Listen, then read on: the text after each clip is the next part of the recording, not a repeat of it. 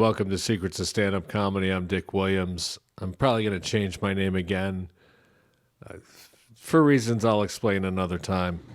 All right. So I want to talk again about the most important thing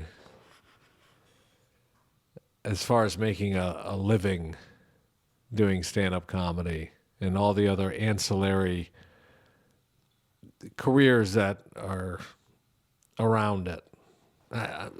Forgive me if I'm out of sorts and for the hair.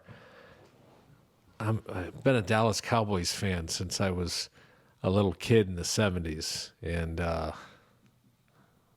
watched as much of that game as I could yesterday, when I watched it, when it was on.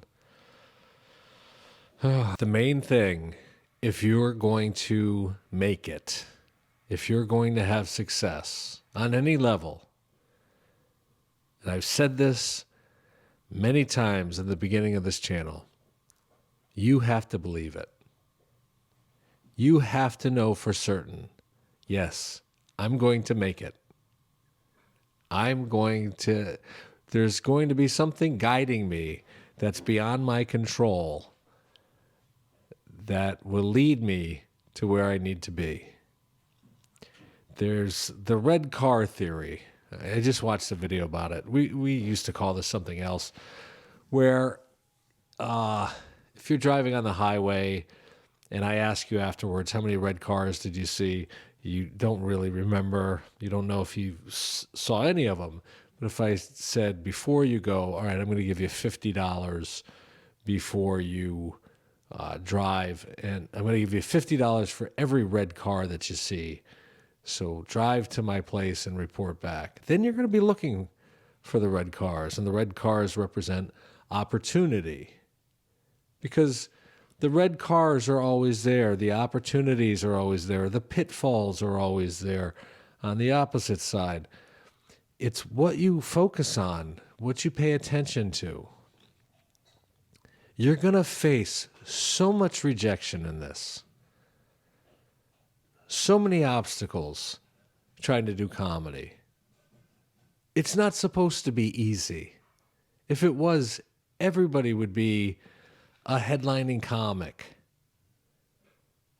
Again, as I've said before, it's preposterous that we even think we can do this. So why not take it a step further and think, yes, I'm going to be super successful. I got tagged in a post on Facebook, which is, if you're not familiar, it's a social media site for boomers. I'm Gen X, but I go in there once in a while. And it was an old friend of mine named Julia. I'm going to link the post underneath this video. Let me tell you about Julia real quick. The last year I was in LA, I think it was last year and a half, I don't know. I would go to the dog park in North Hollywood with my two dogs at the time, Buddy and Molly. And there was this beautiful but very distant and cold German girl named Julia. That's who it was. And she was a little standoffish. And I loved seeing her there because I have this weird need to become friends with people. And the tougher they are, the more I want it. And so eventually we did become friends. And it was great. And she and I talked about, I was finishing up with learning how to be a hypnotherapist, which I originally started that training because I had writer's block many years before that. And probably about 10 years before that, I saw a hypnotherapist. It totally worked for me. And I'm a very logical guy. I don't believe in the woo-woo stuff. And this is not woo-woo based, even though people lump it in with that. And so I was talking to her about hypnosis, and she finally booked a session with me.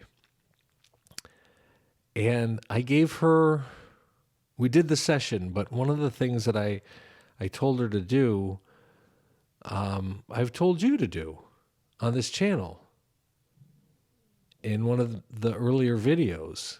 And all of it worked for her so well.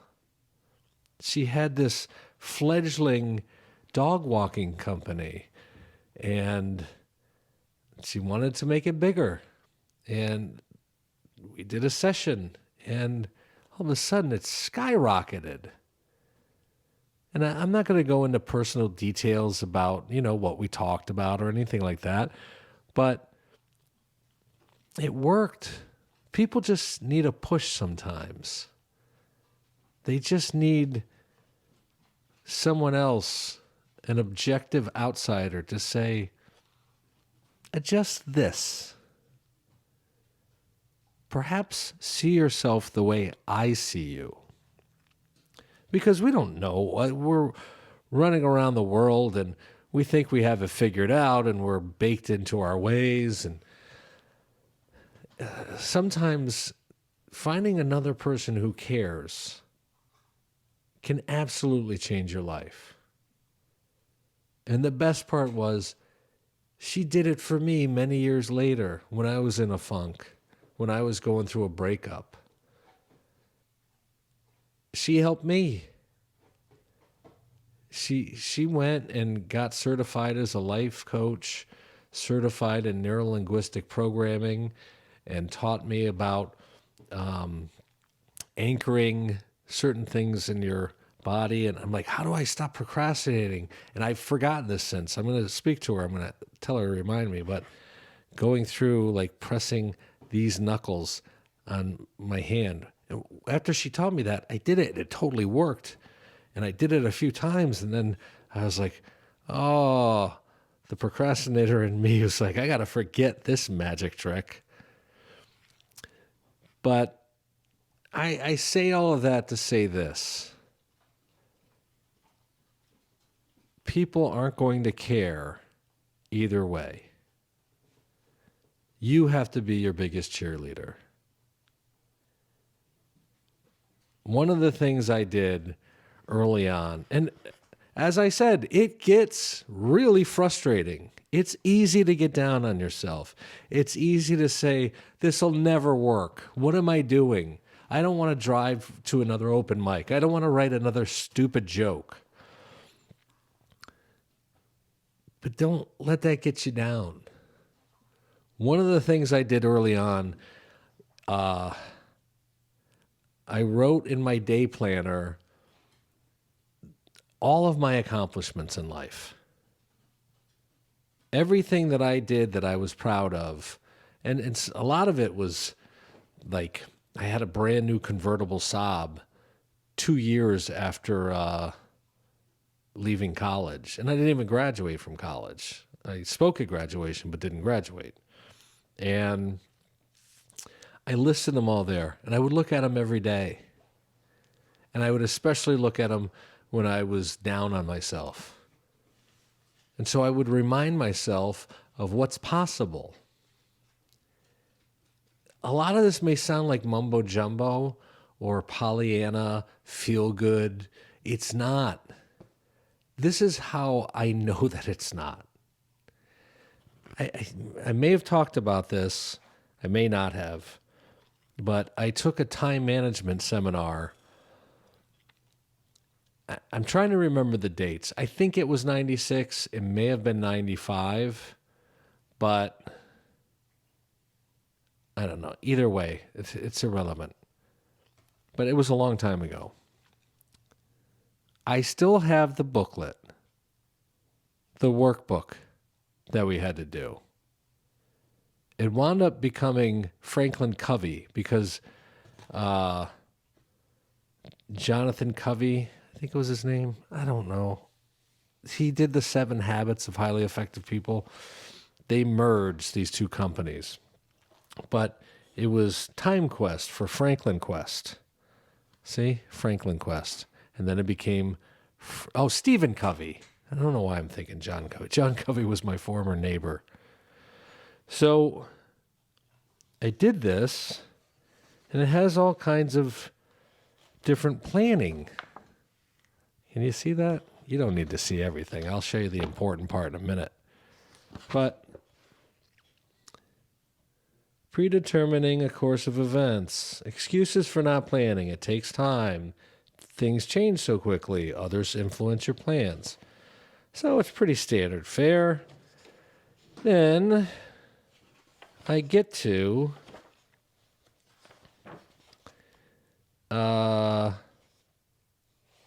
clarifying my governing values.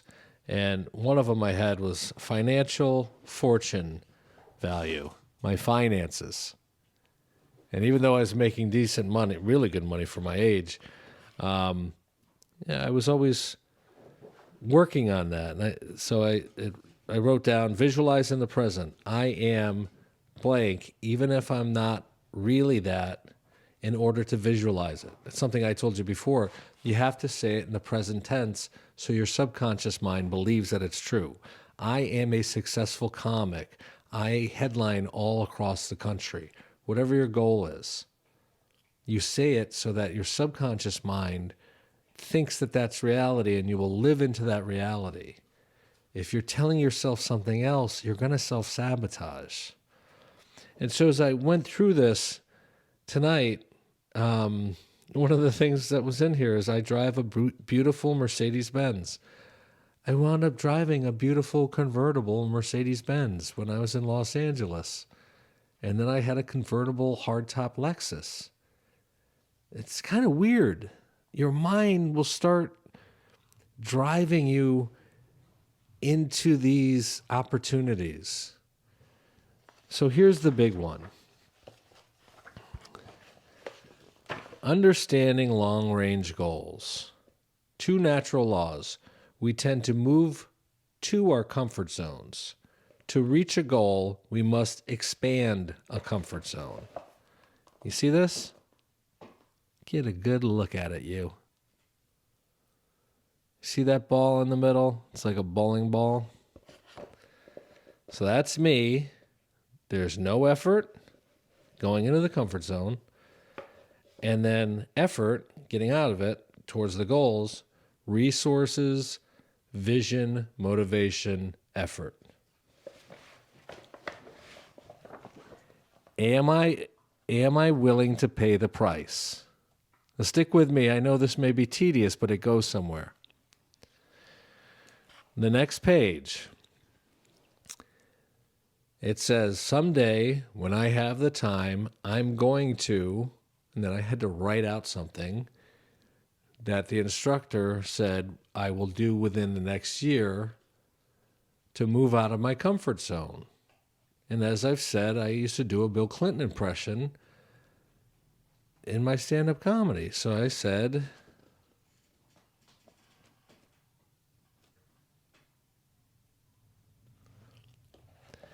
make a video for the Howard Stern show doing my Bill Clinton impression. Every goal has to have a deadline. A goal is an event. What wound up happening? In 6 months, I think it was 6 months, I was on the Howard Stern show. I didn't even send them the tape. I just wrote this down. I didn't manifest it. I don't talk like that. I don't think the universe conspired to help me. I think I started getting serious about what it was I was doing and started believing that things were possible. What I did do was I made a video of me doing Bill Clinton, the impression, and I sent it to the AVN Awards. And I got hired for the AVN Awards. And they flew me out there and they said, okay, well, this is last minute. We can't pay you for it. I said, I don't care. But they put me up and they flew me out there, and it led to me getting booked on the road and like the start of all of that. And I became friends with one of the adult video stars, Buck Adams, at the after party. He left his blazer there. It was at the Rio Casino, and I took it. I had his number, and I called him up, and I said, "Hey, Buck, you left your blazer. I'm back in New York, upstate New York. I'll ship it to you." It was very nice meeting you. He's like, "No, no, no, no, no.